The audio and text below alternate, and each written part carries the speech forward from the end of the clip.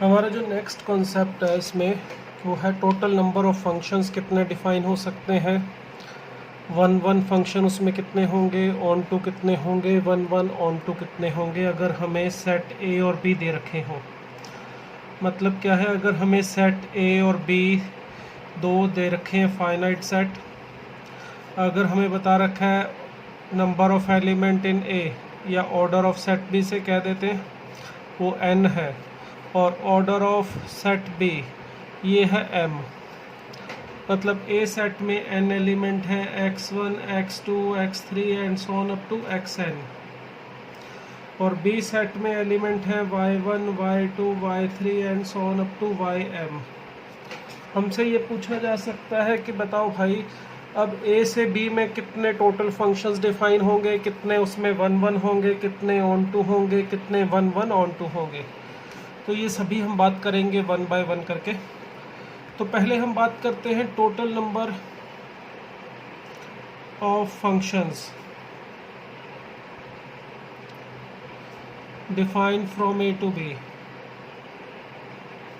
From A to B.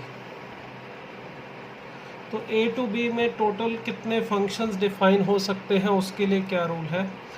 ये जो सारी प्रॉपर्टी हम पढ़ने वाले हैं, ये सारी प्रॉपर्टी परमुटेशन एंड कम्बिनेशन जो हमने लास्ट ईयर चैप्टर पढ़ा था 11th में, आपने हो सकता है वो अच्छे से किया हो, या उसमें थोड़ी बहुत आपको अगर कम नॉलेज हो कोई बात नहीं, मगर जो बेसिक चीज़ें हैं वो पता होनी चाहिए, उसका हम यहाँ पे यूज़ करेंगे।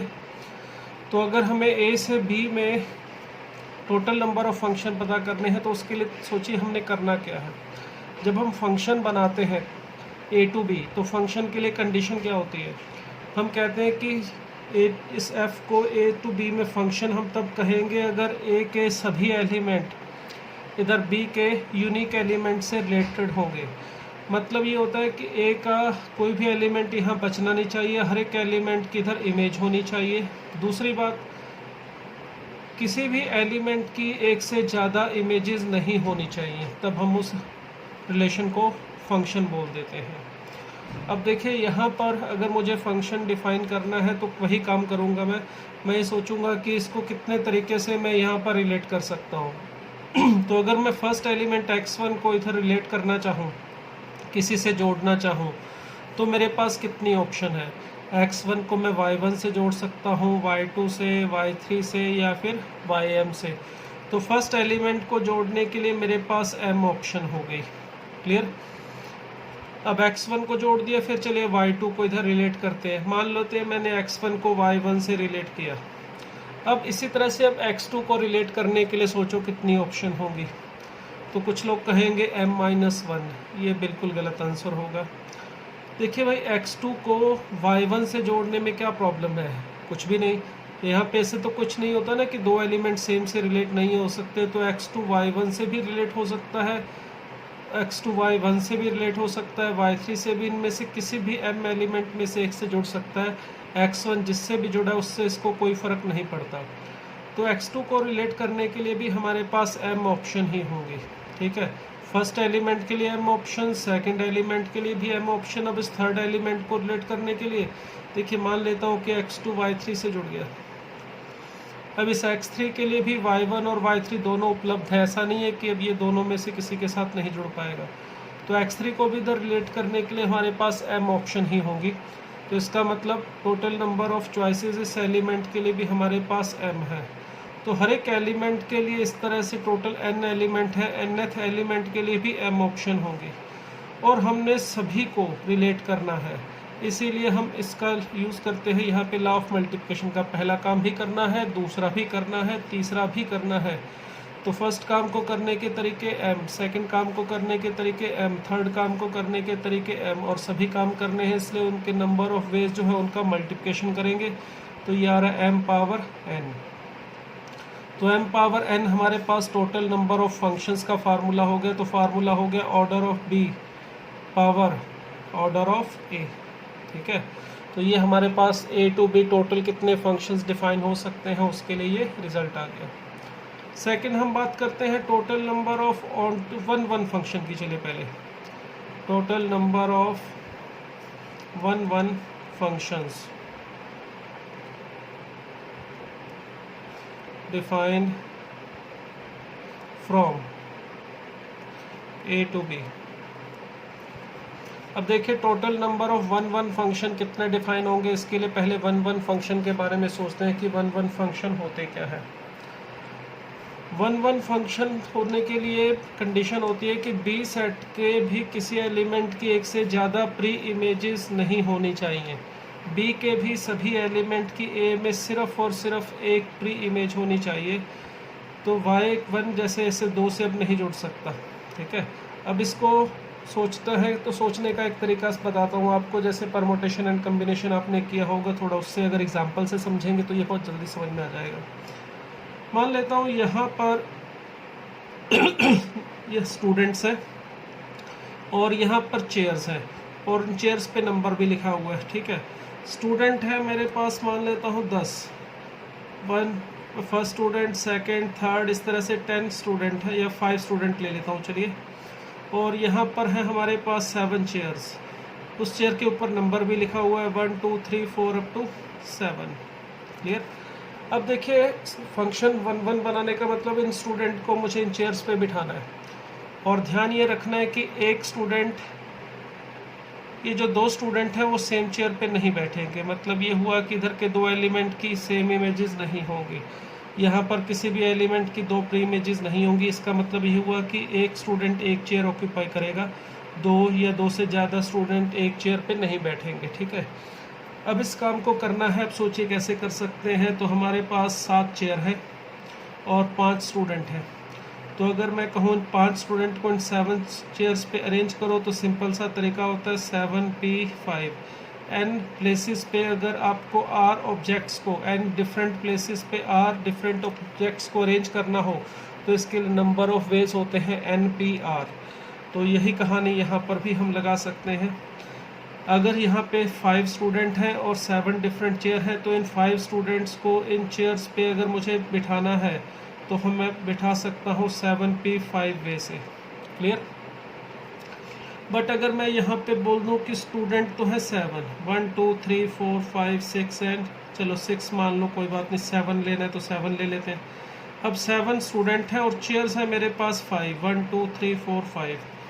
अब ए सेट में यानी कि स्टूडेंट्स जो हैं वो हैं सिर्फ 7 और नंबर ऑफ चेयर्स हैं हमारे पास 5। अब चेयर्स थोड़ी कम पड़ रही है। अब मैं कहूँ कि इन स्टूडेंट्स को 7 स्टूडेंट्स को बिठाना है इन 5 चेयर पे और 2 स्टूडेंट सेम चेयर पे नहीं बैठने चाहिए और इधर के सभी एलिमेंट की यहाँ इमेज मिलनी चाहिए। इसका मतलब यहाँ पे कोई ऐसा स्टूडेंट नहीं होना चाहिए जो खड़ा रहे, हर एक स्टूडेंट को बैठने के लिए चेयर भी मिले। अब अगर सिंपल सी बात है 7 स्टूडेंट हैं और 5 चेयर हैं, एक स्टूडेंट को एक चेयर मिले तो 5 स्टूडेंट ही बैठ पाएंगे, 7 स्टूडेंट तो बैठ ही नहीं सकते। तो इस केस में अगर हमसे पूछा जाए कि ये काम करना है तो कितने तरीके से कर सकते हो, तो हम कहेंगे कि नहीं कर सकते या करने के तरीके 0 होंगे। तो वही चीज़ यहाँ पर समझो। अगर यहाँ पे ये जो नंबर ऑफ चेयर्स है यानी बी सेट में जो एलिमेंट है वो ए सेट के जो स्टूडेंट्स के सेट से ज़्यादा है, चेयर्स नंबर ऑफ स्टूडेंट से ज़्यादा है या बराबर है तो भी चलेगा। तो उस केस में आप ऑन टू ये वन वन फंक्शन बना सकते हो। अगर चेयर्स कम है स्टूडेंट्स ज़्यादा है तो एक स्टूडेंट एक चेयर पे बिठाना है, कोई भी स्टूडेंट खाली खड़ा ना रहे, ये पॉसिबल नहीं है। तो इसका मतलब इसके लिए हमारा जो फार्मूला बनेगा ये बनेगा कि नंबर ऑफ़ एलिमेंट्स इन ए यानी कि जो नंबर ऑफ़ स्टूडेंट्स हैं वो अगर कम है m से, b में जितने एलिमेंट है उससे, तब हमारा जो फंक्शन है वन वन फंक्शन वो बन सकता है। उसके लिए फार्मूला होगा हमारा क्या, m/p(n) इक्वल टू हो तो भी चलेगा, ठीक है, और छोटा है तो भी रहेगा। और दूसरी बात, अगर n ग्रेटर देन m है, ए सेट में स्टूडेंट्स जो ए से नंबर ऑफ स्टूडेंट ज़्यादा है, चेयर्स कम है, तो उस केस में कोई भी वन वन फंक्शन नहीं बन सकता। तो इसका मतलब इसके लिए हमारे पास ये रूल आ गया, नंबर ऑफ एलिमेंट्स अगर a में n b में m है तो देखना पड़ेगा पहले n बड़ा है या m। अगर n छोटा है m से तो total number of one one function होंगे npm, और अगर बड़ा है तो number of one one function होंगे 0। तो ये वन वन फंक्शन के लिए हमने बात की। तो टोटल नंबर ऑफ फंक्शन हो गया हमारा m/n, वन वन फंक्शन हो गया। अब बात करते हैं ऑन टू फंक्शन के लिए, ठीक है। तो ए टू बी कितने ऑन टू फंक्शन डिफाइन होंगे इसको समझते हैं। इसके लिए देखिए, अगर ऑर्डर ऑफ ए और ऑर्डर ऑफ बी m और n है, उसको समझने से पहले मैं एक बार ऑर्डर ऑफ बी 2 लेके आपको समझाऊंगा, फिर उसको मैं ऑर्डर ऑफ बी को उससे ज़्यादा लेने के लिए 3, 4, 5 उसके लिए एक रिज़ल्ट बनाएंगे। वो रिज़ल्ट कैसे बना है उसको समझने के लिए हम एक बार number of element in B में जो है उसकी वैल्यू 2 लेके स्टार्ट कर रहे हैं, जिससे आपको रिज़ल्ट को समझने में आसानी हो। अगर ऑर्डर ऑफ ए हमारा n ही है, ठीक है, यहाँ पर एलिमेंट है x1, x2, x3 and so on up to xn, और यहाँ सिर्फ 2 एलिमेंट है y1, y2। तो हमसे पूछा जाए बताओ भाई total number of onto function कितने बनेंगे। तो ऑन टू फंक्शन का क्या मतलब होता है, ऑन टू फंक्शन में हमारी कंडीशन होती है कि इधर बी सेट में हर एक एलिमेंट की इधर प्री इमेज होनी चाहिए, कम से कम एक होनी चाहिए, एक से ज़्यादा हो कोई समस्या नहीं है, मगर बी सेट में कोई भी एलिमेंट बचना नहीं चाहिए। अगर एक भी एलिमेंट इधर बच गया जिसकी ए सेट में प्री इमेज नहीं है तो फंक्शन हमारा ऑन टू नहीं होगा। क्लियर, इस बात को ध्यान में रखना है। अगर मैंने यहाँ सिर्फ 2 एलिमेंट लिए और मुझे कहा जाए total number of onto function कितने बनेंगे, total number of onto function, तो ऑन टू फंक्शन के लिए देखिए मैं क्या करता हूँ, पहले मैं सारे फंक्शंस ढूंढ लेता हूँ जो ए से बी में बन सकते हैं। उसके लिए देखो x1 को रिलेट करना है 2 चॉइसेस, x2 को भी रिलेट करना है तो y1 और y2 2 चॉइसेस, हर एक एलिमेंट को रिलेट करने के लिए 2 चॉइसेस हैं, तो 2 power n total number of functions बने। मगर ये सारे के सारे ऑन टू नहीं होंगे, मतलब हो सकता है यहाँ पे कुछ केसेस ऐसे हो जिसमें इधर कुछ एलिमेंट बच रहा है। तो बच कौन सकता है, देखिए या तो y1 या y2।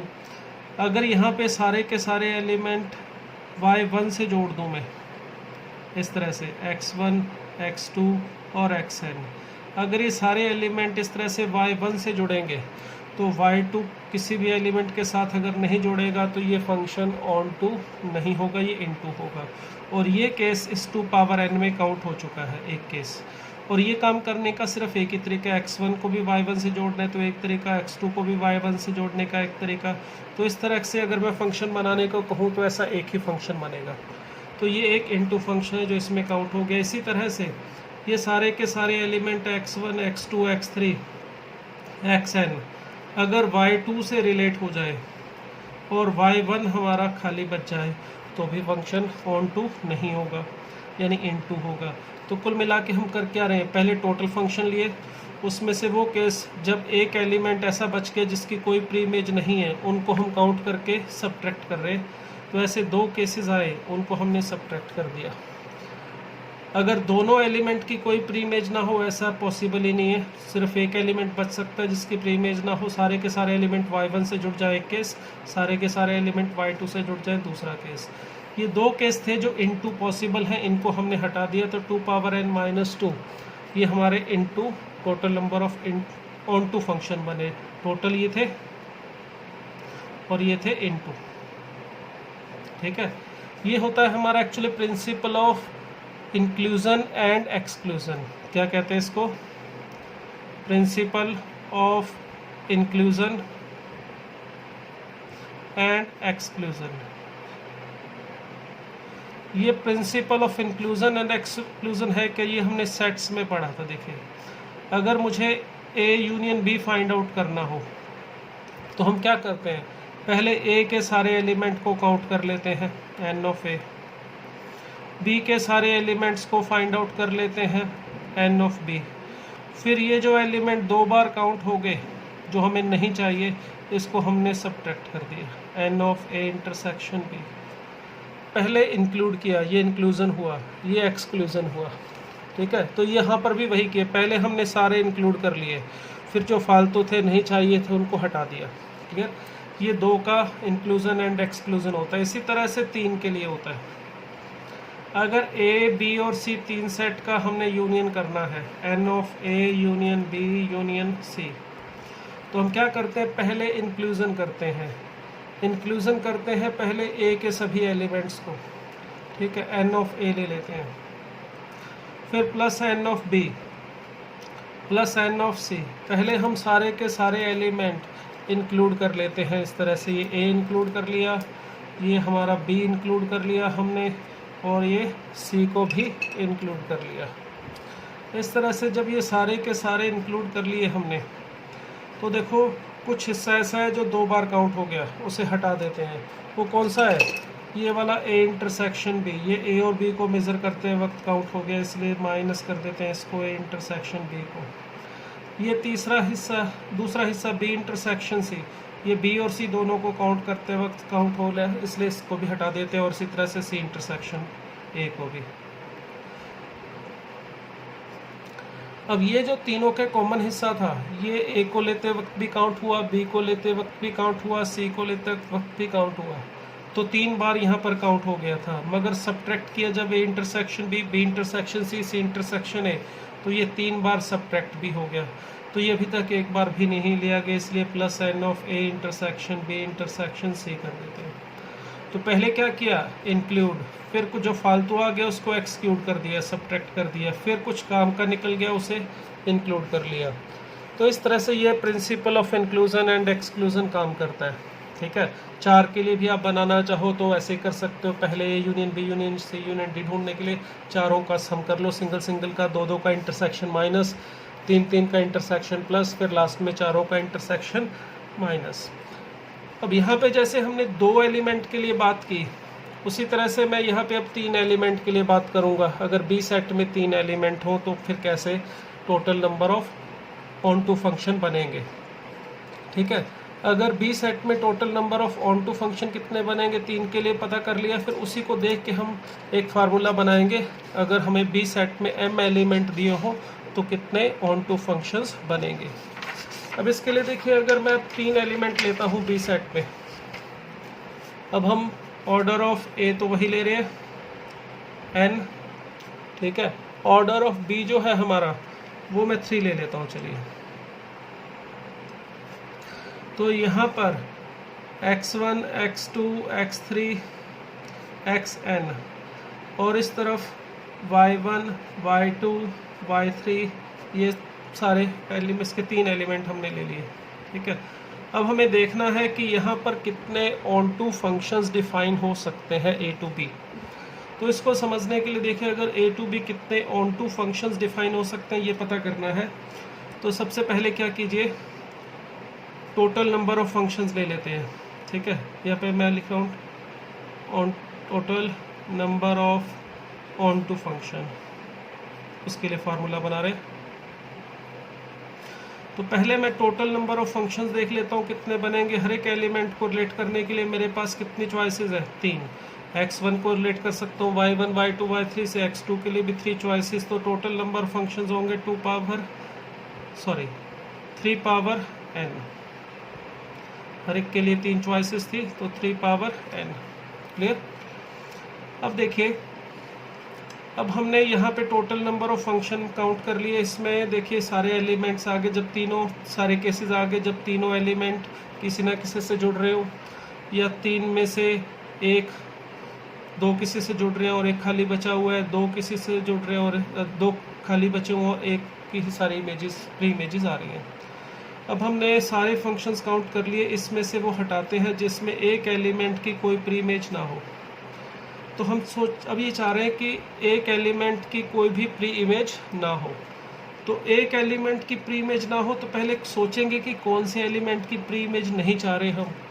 तो y1 की कोई प्री इमेज ना हो, या y2 की ना हो, या y3 की ना हो। तो चलो हम चुनते हैं। पहले उसको चुनने के 3 तरीके हो गए। 3c1, 3 में से एक एलिमेंट चुना, तो 3c1 से मान लो मैंने ये चुन लिया, तो मैं यहाँ पे ये ध्यान रखूँगा कि y1 की कोई भी प्री इमेज नहीं होनी चाहिए। तो y1 की कोई भी प्री इमेज नहीं होनी चाहिए, मतलब अब सारे के सारे एलिमेंट किससे जुड़ेंगे? y1 और y2 से। सॉरी, ए में हमारे पास x1 x2 x3 up to xn elements हैं। अब मैं इन सभी एलिमेंट को इन दोनों से जोड़ने के लिए कोशिश करूँगा। ये y2 और y3 के साथ जोड़ूंगा, ये y1 किसी के साथ नहीं जुड़ेगा। ठीक है, अब इसमें x1 को जोड़ने के लिए मेरे पास दो चॉइसेस, x2 को जोड़ने के लिए भी दो चॉइस, x3 को जोड़ने के लिए भी दो चॉइस। तो हर एक एलिमेंट n एलिमेंट है, इनको जोड़ने के लिए कितनी चॉइसेस होंगे? 2। तो अगर मैं इन सभी को इनके साथ जोड़ दूं तो मेरे पास टोटल नंबर ऑफ चॉइसेस हो जाएंगे 2 पावर n। ठीक है। अब ये जो 2 पावर n केस आए, इसमें क्या आया? इसमें ये आया कि y1 की कोई प्री इमेज नहीं होगी।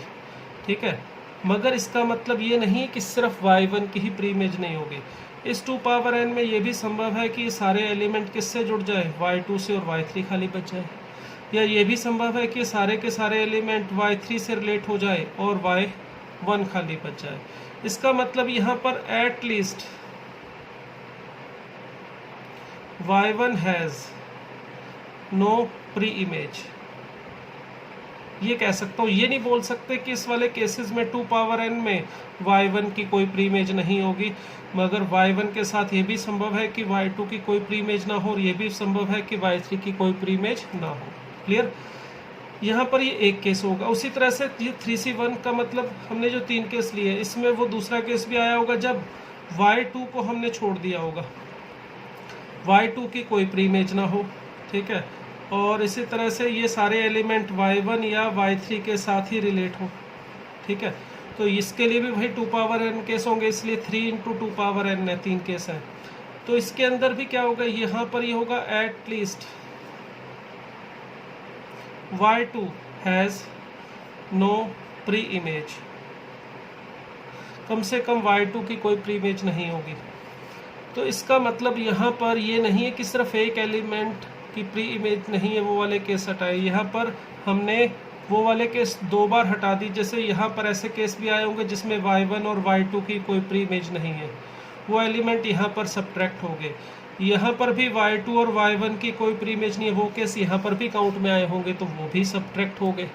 तो इसका मतलब 2 एलिमेंट की जब ये y1 और y2 बच जाए, वो केस यहाँ पर भी सब्ट्रैक्ट हो रहे हैं और यहाँ पर भी सब्ट्रैक्ट हो रहे, नहीं 2 बार सब्ट्रैक्ट हो गए, तो उन्हें एक बार ऐड करना पड़ेगा।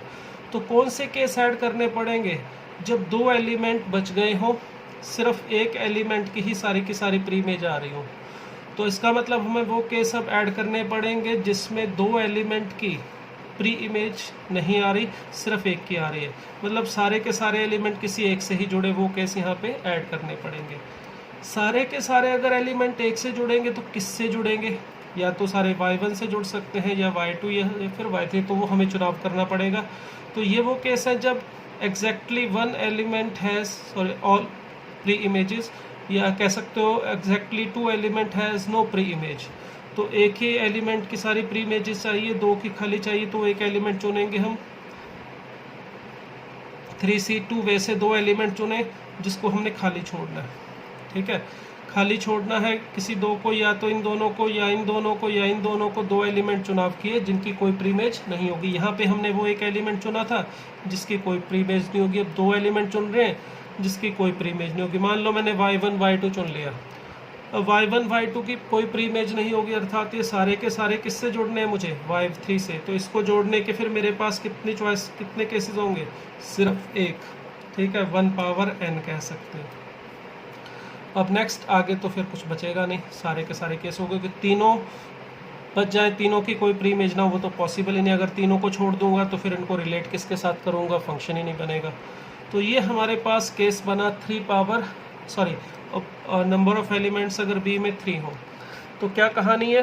पहले टोटल केस ले लिए, फिर ये वो थे जिसमें एट लीस्ट 1 एलिमेंट बच रहा है जिसकी कोई प्री इमेज नहीं है।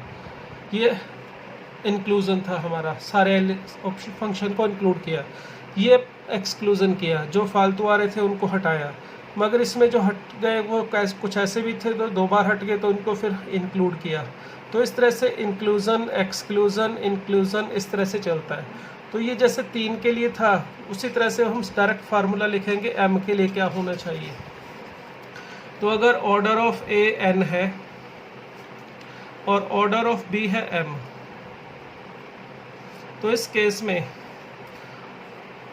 हमसे पूछा जाए total number of onto function कितने बनेंगे। Total number of onto function, तो इसके लिए फार्मूला क्या होगा? देखो यहाँ पर x1 x2 x3 up to xm, xn sorry, यहाँ y1 y2 y3 and so on up to ym। अब उसके लिए टोटल नंबर ऑफ फंक्शंस आ जाएंगे हमारे पास m पावर n। पहले तो सारे के सारे एलिमेंट्स के साथ इनको जोड़ सकते हैं, फिर इनमें से एक एलिमेंट चूज़ करोगे MC1 वे से जिसकी कोई प्री इमेज नहीं होगी, और फिर बाकी सारे एलिमेंट जोड़ने के लिए हमारे पास चॉइसेस बच जाएगी m-1। तो हर एक एलिमेंट को m-1 वे से रिलेट कर सकते हैं। तो m-1 पावर n पहले इंक्लूड किया, फिर एक्सक्लूड किया, फिर इंक्लूड करेंगे दो वाले NC2 m-2 पावर n, मतलब दो एलिमेंट छोड़ दिए, दो पहले तो चूज़ किए m में से दो एलिमेंट चूज़ की, सॉरी गलती से यहाँ से NC2 लिखा था मैंने, MC2 का मतलब दो एलिमेंट चूज़ करेंगे जिनकी कोई प्री इमेज नहीं होगी।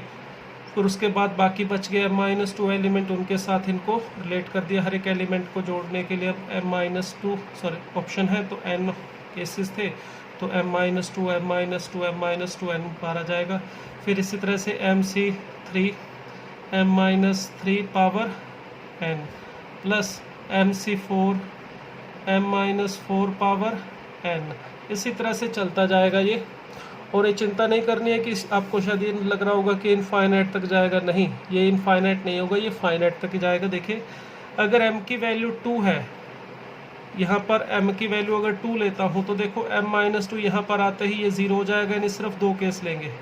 अगर m2 है तो सिर्फ ये दो केस, अगर m3 है तो सिर्फ यहाँ तक जाएगा, इसी तरह से m4 है तो फिर यहाँ तक चला जाएगा।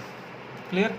तो ये हमारे पास उसके अकॉर्डिंग ही आएगा, जितनी m की वैल्यू है उससे एक ज़्यादा टर्म, उतनी ही टर्म्स इसमें आएंगी। दो के लिए देखो दो टर्म, m2 के लिए m3 के लिए 3 टर्म्स आएंगी, m4 के लिए 4 टर्म्स आएंगी। बस जितना भी m की वैल्यू होगा उतनी ही टर्म इस सीरीज़ में से हमने लेनी है।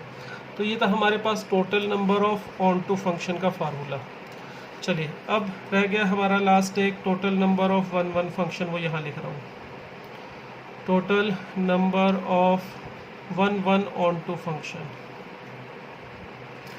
अब सोचते हैं वन ऑन टू फंक्शन कितने डिफाइन होंगे। कंडीशन यही है हमारी, ऑर्डर ऑफ ए अगर n, ऑर्डर ऑफ b अगर m है, तो कितने onto function sorry one onto function बनेंगे। अब वन ऑन टू का मतलब क्या होगा कि a सेट के सभी एलिमेंट इधर b से रिलेट होने चाहिए, b के भी सभी एलिमेंट a से रिलेट होने चाहिए। ना a में कुछ बचता है ना b में, a में तो कुछ बचेगा तो फंक्शन ही नहीं होगा, b में कुछ नहीं बचना चाहिए, फंक्शन ऑन टू है। इसलिए a के तो हर एक एलिमेंट की एक ही इमेज आती है, अब b के भी हर एक एलिमेंट की एक ही प्री इमेज आनी चाहिए, क्योंकि वन की बात हो रही है। अब अगर हम वन ऑन टू की बात करें तो मतलब सीधा साधा है कि a का हर एक एलिमेंट b के सिर्फ और सिर्फ एक से रिलेट होगा, b का भी एक एलिमेंट a के सिर्फ एक से ही रिलेट होगा। ना a में कुछ बचना चाहिए ना b में कुछ बचना चाहिए। a के भी हर एक एलिमेंट की इमेज होनी चाहिए, b के भी हर एक एलिमेंट की प्री इमेज होनी चाहिए। अब इसको उसी तरह से समझो स्टूडेंट और चेयर के हिसाब से। अब यहाँ पर ये स्टूडेंट्स हैं इस तरफ और यहाँ पर है चेयर्स। मान लो 5 स्टूडेंट्स हैं, 1 2 3 4 5, और 1 2 3 4 चेयर्स है, 4 चेयर है। अब मैं कहूँ इन स्टूडेंट को इन चेयर्स पे बिठाओ, कोई भी स्टूडेंट खड़ा ना रहे, सभी स्टूडेंट बैठने चाहिए क्योंकि हर एक एलिमेंट की इधर इमेज चाहिए, और कोई भी दो स्टूडेंट सेम चेयर पे ना बैठे क्योंकि फंक्शन ऑन वन होना चाहिए। क्या ये पॉसिबल है? अगर 5 स्टूडेंट हैं और 4 चेयर्स हैं और मैं कह दूं कि भाई हर एक स्टूडेंट एक चेयर पे बैठे और कोई भी स्टूडेंट खड़ा ना रहे, तो अब ये पॉसिबल नहीं है। अगर चेयर कम है, जितनी चेयर कम है उतने स्टूडेंट्स को खड़ा रहना पड़ेगा, उतने एलिमेंट्स की इधर इमेज नहीं मिलेगी, तो फंक्शन ही नहीं बनेगा।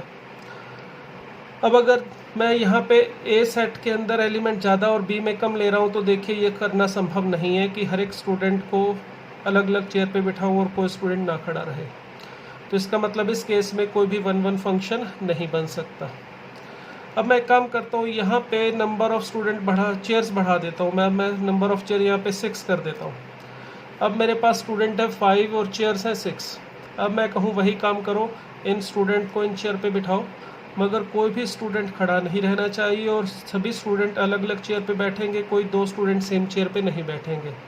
अब फिर वही पंगा हो जाएगा, अगर मैं 5 स्टूडेंट को 5 अलग अलग बिठाना चाहूँ तो 5 चेयर ही ऑक्यूपाई होंगी, एक चेयर तो फिर भी बच ही जाएगी, तो फंक्शन ऑन टू नहीं रहेगा।